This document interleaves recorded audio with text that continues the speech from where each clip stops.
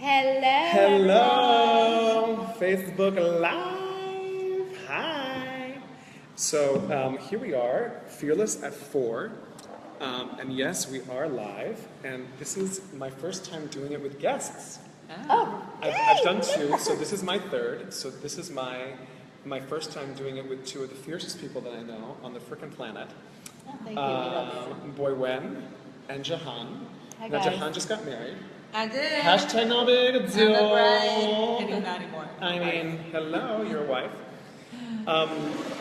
And what I'm interested in having a conversation about, first of all, is like both of your journey in entrepreneurship, right?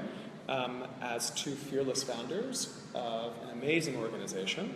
And then on top of that, like what are, like standing in the space that you stand and the principles that you stand for, like how are you navigating being fearless in that conversation as well? So, ooh, delish. Starting with our journeys into entrepreneurship. So Alexis is there, and she says, if you had $1 every time Eduardo said hashtag out loud, hashtag nailing it, hashtag living, hashtag fearless ladies, hashtag super big deal. It's true. Yeah, so Alexis is amazing. Hi, Alexis. Alexis runs an amazing nonprofit that works with activism in high school students, and they go back to their communities and activate for their for education reform. That's incredible. Speak to Did Sarah. You know Sarah? Does she know Sarah? Sarah. Yeah, I'm going to connect you with Sarah Okay, Camascola. yeah. Awesome. All right, perfect. So anyway, a little boy, why don't you introduce yourself? And we have this little tripod. This is a little ghetto fab, but Very hashtag little. nailing it. Hi, guys. I'm Boyuan Gao, and I just love you, Eduardo. Thank you for inviting us. Oh my God, I love you. Yeah. So entrepreneurial journey, where do I even begin? I've always been entrepreneurial, very creative, just starting things, and my friends have always told me that I'm a serial entrepreneur, but I'm like, well, what does that mean? It just seemed like such a heavy title, and had a pretty circuitous career path, everything from, well, let's see, I worked in youth development, I worked in environmental justice, I worked in the juvenile detention centers, I worked as a music Hashtag journalist. activist, Yeah, hashtag activist, thank you. Worked as, what else did I do? Marketing and Basketball coach. basketball coach in the Bronx. How tall are you? I'm 5'1". Hello. Always Yeah. a rebel. Yeah, so for a long time I was just trying to figure out my way, and then luckily Jahan and I... Welcome to New York City. Excuse us. Luckily Jahan and I met, and we just had a really beautiful connection and decided to create something together, and who knew that we would now have a for-profit company, a creative agency, where we get to really transform companies to create diverse content and to design for diversity, which is, you know, what we're all about, is creating spaces and community that are truly diverse and truly are welcoming to all people, and that's our passion. And we're here to transform race and gender representation, which is something that I've always been super passionate about. I just never knew how to turn it into a business model, and we're so lucky, so fortunate, so blessed to be able to do that. Awesome. And now we're going to switch over to Jahan over here. Hey. Your turn. So I'm just introducing myself. Introduce and yourself. How we got on this Yeah, path. tell me a little bit about your journey, and were you a basketball coach too? Or is that... Hell no. Hell to the Okay. no. My name is Jahan Manton, and unlike Boyuan, I can't say that I was a serial entrepreneur. I always wanted to be an entrepreneur. That's not true, I actually didn't. But at some point I wanted to, but it seemed like so hard and so far. But there was something in it that I really connected to, the idea of like having accountability and ownership and being passionate about something and seeing it go from here to out there in the world. And in retrospect, I saw that I actually always did have entrepreneurial, attributes, you know?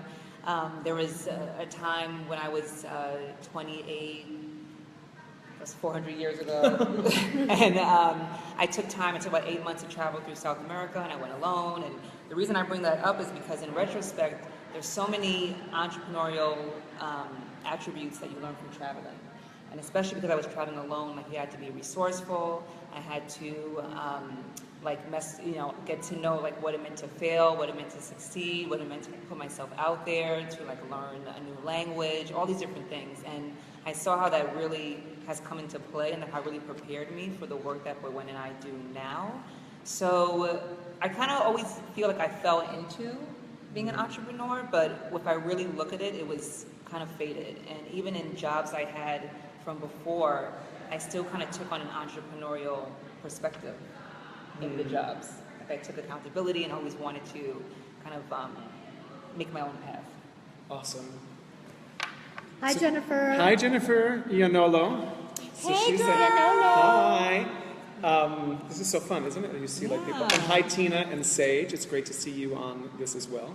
Hi, guys. Oh my God, did Oprah just join? Oh my God, Oprah it's just Oprah. joined. It's Oprah. And you get a car, and you get a car, and you get a I car. want a car. And you get inclusion and diversity, and you get inclusion and diversity. Yes, please, more of that. So what I would love is for you to share a little bit about like what's on the docket for Project Inkblot. You know, because I've been great. following, and there's just been some really amazing projects that you're creating. You know, specifically around.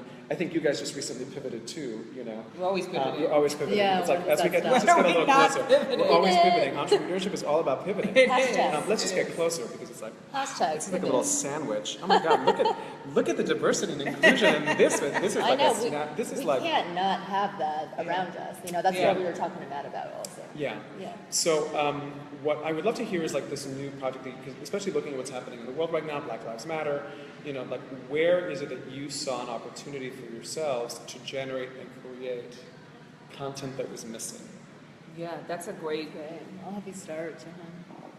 Yeah, that's a great question. I mean, really what's, one of the things we're working on now that's really close to our heart, we're really passionate about, is a project we started with our co-producer, Aunt Demby of Humble Riot, called Fit the Description. And essentially in response to the shootings, police and black men, we decided that we wanted to create something in response to that. And I think like a lot of people, we felt really powerless and like sad and frustrated and really like, what's the point of doing anything? We can't make a dent.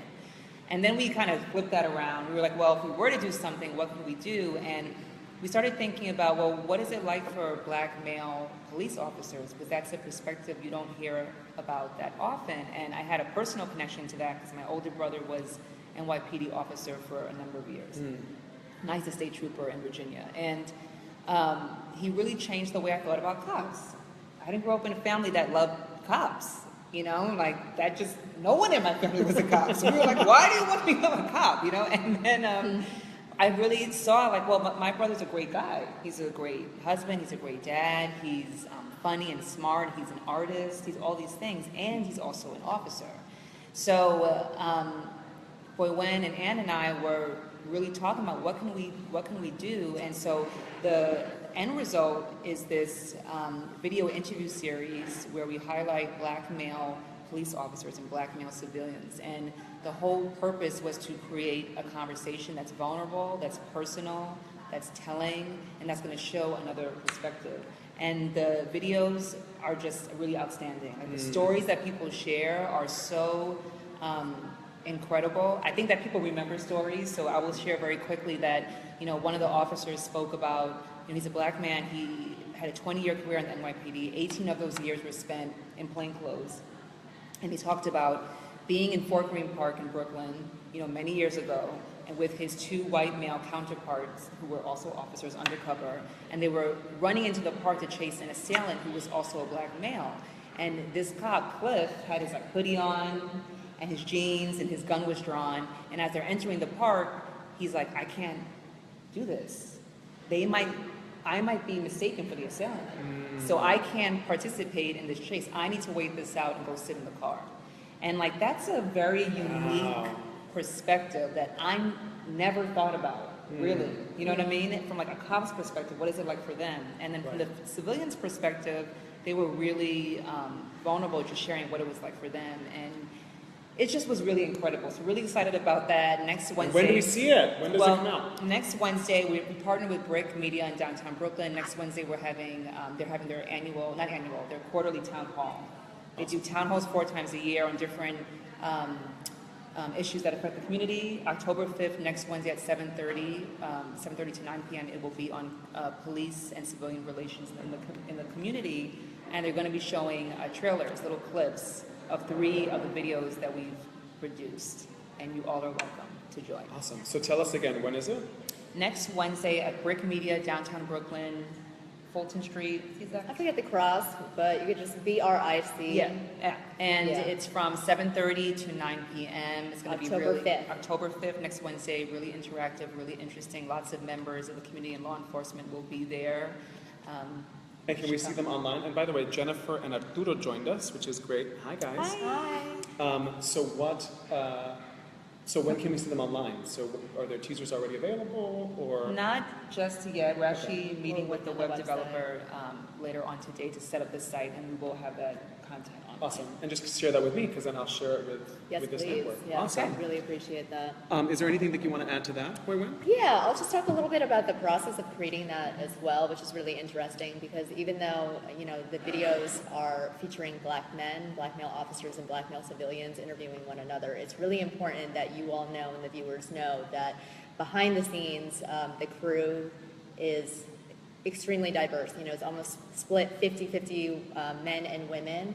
And also within that, just in terms of experiences and skill sets and all of that, it's extremely diverse. And that really changes the way that this narrative is told because usually, you know, all that you see on mass media right now are these contentious narratives about police against civilians, you know, and it's just all about blame, about you're wrong, I'm right. It's about policies and numbers and not about human beings, and that's really what we're shifting. That's how we're transforming this particular dialogue, and we chose black men to begin with because they're at the forefront of this conversation now, and our intention is to expand it. Like, what would it look like to speak to women officers, right?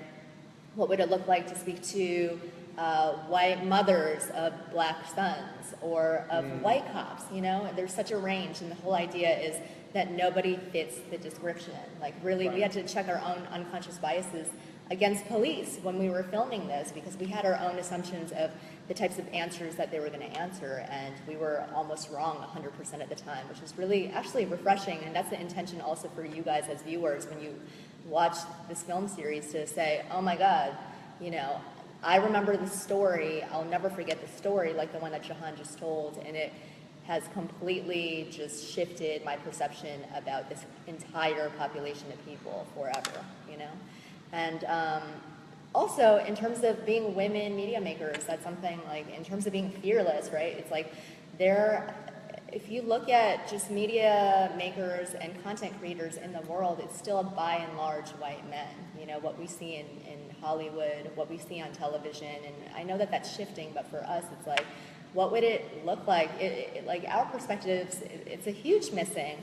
And it's not just wrong that it's this way, but it's like there's so many robust, incredible stories that haven't had the chance to be told. And for us, you know, we're not trying to convince anyone that they need to be told, but once they are told, it really opens up a whole world for people, and that's what we want to contribute.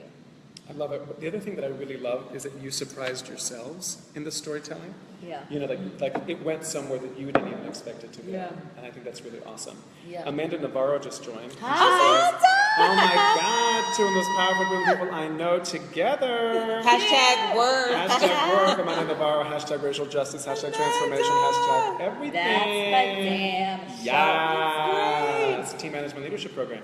Yes. So the other thing that I want to talk about, because, you know, we've talked about, you know, race, and we talked about that conversation, which I think is so beautiful, the way that the two of you kind of model, you know, what inclusion looks like, you know. But I'm also interested in the space of entrepreneurship, your experience as women, you know, and, you know, especially for, you know, what is the experience for you as women treading this space of entrepreneurship, and what are the exciting turns of it? Like, what's surprising? Did you go into it in a certain context and then it shifted, or like, what's your experience of that? That's a great question. I think it's complex and it's nuanced. It's not, I think it's, again, not what you would think, really. It's, for us, it's not like we knew, well, I don't know. First of all, I'll say we're born in a really interesting time because there are so many resources for women entrepreneurs right now, and there's so many people who acknowledge the challenges, the historical challenges that have been for, you know, as long as entrepreneurship has been a thing, right? And What are some of those resources? Give a shout out. Yeah, so- to budding entrepreneurs. Oh, out there. great. So Jahan and I have been so fortunate to work with initiatives like We NYC, Women Entrepreneurs NYC, which is a city initiative, a de Blasio-funded initiative to help support women entrepreneurs, particularly immigrant and women of color entrepreneurs in the city, which is really great. They offer free resources and classes, and there's a community online, there's a Facebook group that you can join and actually participate and interact with other women entrepreneurs. And the other that we worked with last year was Rent the Runway. They started a foundation called Project Entrepreneur, where they're helping tech-based businesses that are owned by women scale at a much faster rate. And then there's also Tory Burch, which we didn't personally work with, but Tory Burch is doing something with 10,000 businesses, Goldman Sachs, and there are just so many resources, and we're so fortunate for that. So that's super, super awesome. So now is the time. Now is the time. And then I'll also say it's also just interesting because obviously we're women of color as well. And some of these resources are like very focused and conscious of that. And other ones are still learning about how to, diversify even within women, right? Even within creating these resources for women. And it's great because we get to actually be a voice in how these initiatives expand and do a better job at supporting women like us. Yeah. Awesome. Jahan, do you have anything to add? Yeah, I think that, sometimes people ask stuff like, well, what is it? It's like, for example, like comedians. It's like, what is it like for you as a woman comedian?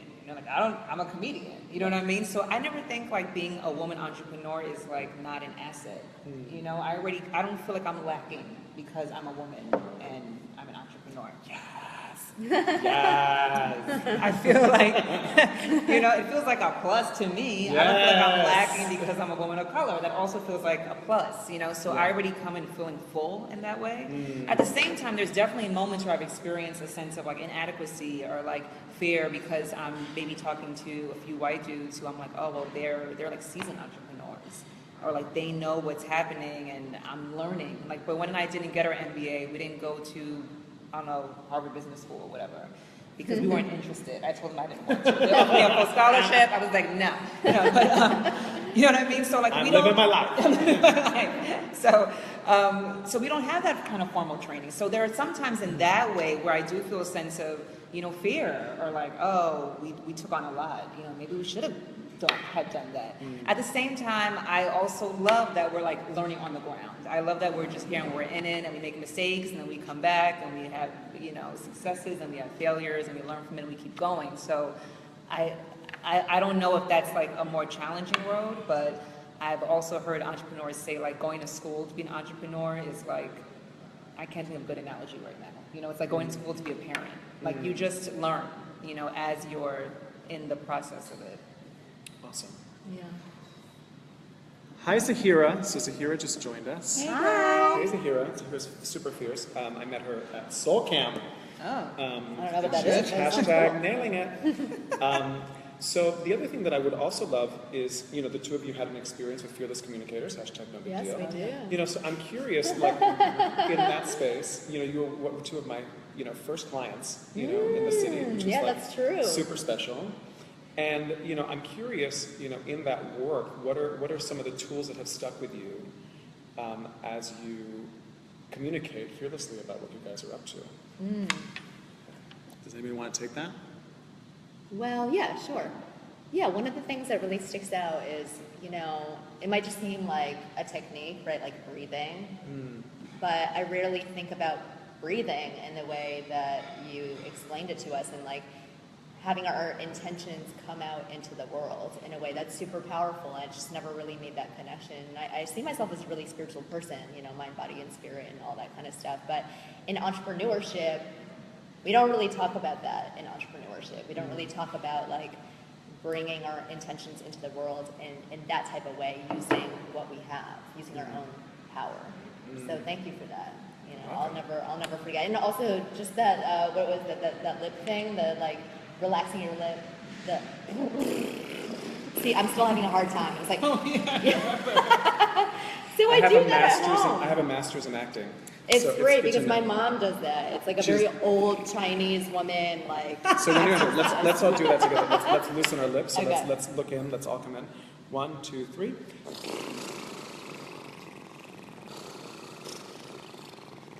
It's an awesome tool to just great. kind of like just relax, Very relaxing. bring the energy forward, and just kind of channel breath. Yeah. And I think sometimes like dancing around and moving around like that. Yeah. We do it all the time, you know, as an actor backstage and just Yeah. in life. People are just like, "What is he doing?" He's just blowing out his lips. Jahan, how about you? Well, that was okay. The session we had with you was so great. Like we've done, like we say yes to anything that's gonna like support us, help us. Someone's like, "Do you want to go on a trampoline ride through the country or whatever?" We're like, "Yes, that's gonna help." Yes, like we just are like, "We'll try it," you know. So when we said yes to you, that was one of the best things we said yes to in terms of like our own training. I got so much out of that. One, I felt so relaxed. I felt like I'd gone to like, I don't know, yoga or something afterwards. Like my body felt relaxed, my mind felt relaxed. It was so helpful, and one of the things that really stuck out was I don't think about my voice as a tool that I can manipulate and control. It's just like something I do. It just comes out. So I remember that after that class, like just for the rest of the day, I was really conscious of like how I was speaking. And something you also said that really stuck with me was like how your voice how you can like kind of project your voice out here like into the world and not have it be like in your throat. Yeah. Because it's a gift. Your speaking is a gift. Your voice is a gift. Yeah. It is. You know, and look at these two human beings. Hi. You know, and what a gift they are to the planet. Like, you know, I just feel so blessed. Let's come in a little closer. I just feel so blessed to be on the planet right now creating with the two of you. You know, because like what you're doing is like so important, you know, and the voices that the stories that you're telling, you know, I'm just so excited for that voice to be heard, you know. It's also my voice, It you is. know, and it's Yeah. your It is. voice and it's your Yeah. voice and who knows who else's voice. Yeah. You know, and it's, what I love about it too is it's not the voice necessarily that we expect to hear, Yeah. you know, but it's a voice that's there, that's completely untapped. It's like all these like minds that are ready to be like open and seen. you Yeah. know, and you're really at the forefront of that. So I just really acknowledge the thank two you. of you for just like being on that. And to create that as a business that is for profit, you know, is just so inspiring, you know. And I know we've talked, you know, about the ups and downs of entrepreneurship. Oh yeah, there are many. You know, and there are many. You know, but if you were to say one thing to somebody, you know, with an idea, with a vision, with a hope, with, you know, something that may seem a little off the beaten path, or an idea that may seem, I don't know, maybe I should do this or not. Like, what is the one piece of advice that you would give them? Let's see. Should I be a host? Yes. Oh my God! I am. And you get a car, and you get a car, and you get a car. Oh my God, you are Oh my a God. host. Hello, Well, hi. Shahana. So Shahana just joined us. Thank you. Shahana is Oh, nice amazing. Shahana is just like, I she's know, a 'cause it's almost like your super, name. That's why. Yeah. she's an amazing activist, you know, and just, you know, such a gift of a human being, you know, and, you know, she and I, we'd never met. We were like, she was supposed to work, she was supposed to be one of our participants for the Fearless Force New York event, the first one, and it didn't line up. But honey, we're going to work together and you're going to be on stage because you're, you know, just the best. And if you want to follow her on Snapchat, she's amazing, you know. Word. You know, so anyway, so Boyuan, what would you say? I would say one thing that's And yes, Zahira, I am a host. Yeah, I'm being a host right now. exactly. Hashtag nailing it. I am Nailing your it. host. In Zagen, willkommen and bienvenue. Welcome. I don't know about that.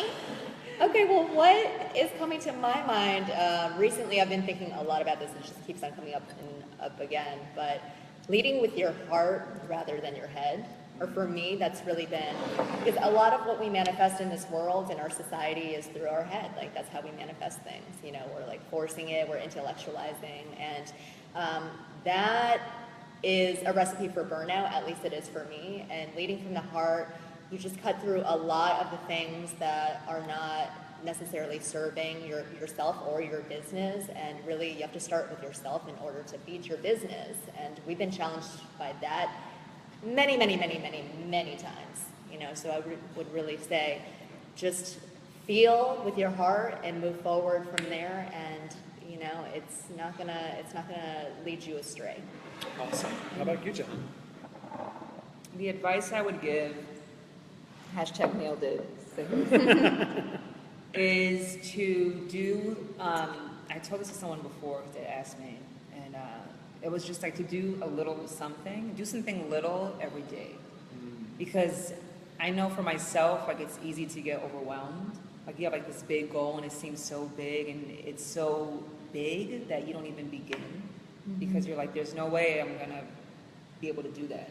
But if you just break it down and you just do something, just a little something each day, it breaks it down into bite-sized pieces that are digestible, and then you can actually move forward and like reach whatever that is. You know what I mean? Yeah. So if it's just like, okay, today I'm gonna send one email, tomorrow I'm gonna make one call, the next day I'm gonna buy this book, the next day I'm gonna meet with this friend and talk about this idea. That's what I would say. And the other part to that is to tell everyone what you are doing or what you want to do, because the more you share with people, the more they're like, oh, speak to this person. Oh, you need to keep doing that, then you start to like see the progress being made. Yeah. And I found that to be both those things very helpful. Yeah. Awesome. So what I'm present in that is, and we're gonna all come back together here, is to lead with your heart. Yes. And to share, you know, like literally, like be active, like do a little thing every day, and don't be afraid to share what you're up to. Yep. You know, because you have no idea who's going to come out and help you. That's you know, true. it's like, because there's generosity everywhere, and it's just people are just waiting to be asked. You know, because they don't necessarily know how they can be of service to you. Yeah, that's true. So with that, we're going to complete our first guest-filled Fearless at 4. So cool. And as you take on whatever you're going to take on this week, remember to fear less, to live free, and to love more. That's beautiful. Okay? Thank you. Hashtag nailing it. Can I get a kiss? Oh my God. Okay, amazing. Thank you all very much. Have a good one. Bye-bye.